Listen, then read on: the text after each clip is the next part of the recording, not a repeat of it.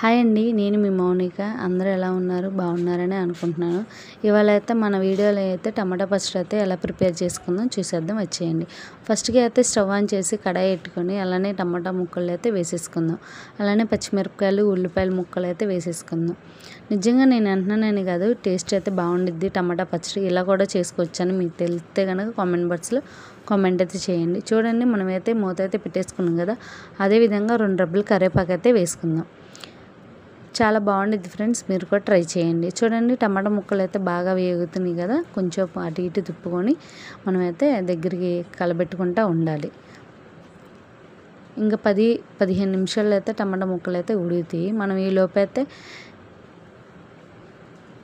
చూడండి మగ్గిపోతున్నాయి కదా, ఈ లోపైతే మనమైతే చిన్న మిక్సీ జార్ అయితే తీసుకుందాం. చిన్న మిక్సీ జార్ అయితే తీసుకున్నాం కదా, మనమైతే కొంచెం కొత్తిమీర, అలానే పుదీనా, జీలకర్ర, అలానే వెల్లుల్లిపాయలు, అలానే సాల్ట్ అయితే వేసుకుందాం.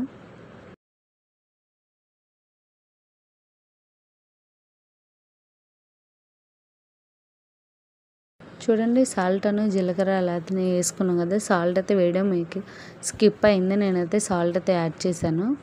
అదేవిధంగా చూడండి, మనమైతే మిక్సీ పట్టిన తర్వాత టమాటా ముక్కల్లోకి అయితే వేసేసుకుందాం. అలానే కొంచెం లైట్గా మనకు తగినంత సాల్ట్ అయితే వేసుకొని పప్పు గుత్తి తీసుకొని రుబ్బుకుందాం. పప్పు ఎలా అయితే రుబ్బుతామో అలానే అదేవిధంగా పచ్చడి కూడా రుబ్బేసుకుంటాం. ఇంకా మనకి ఇంకా రోటి పచ్చడి ఎలా ఉండిద్దో సేమ్ యాజ్ ఇట్ ఈజ్గా ఇలానే ఉండిద్ది.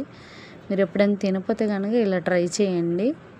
ఎందుకంటే మనం ఎక్కువ శాతం చేసుకోలేము కదా, అదే పల్లెటూరులో అయితే చేయగలం.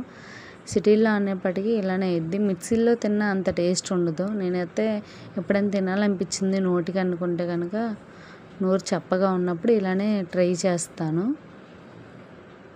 చూడండి, ఇంకా మొత్తం మెత్తగా రుబ్బుకోకుండా కచ్చపిచ్చగా రుబ్బుకొని అయితే ఒక గిన్నెలోకి అయితే తీసేసుకుందాం.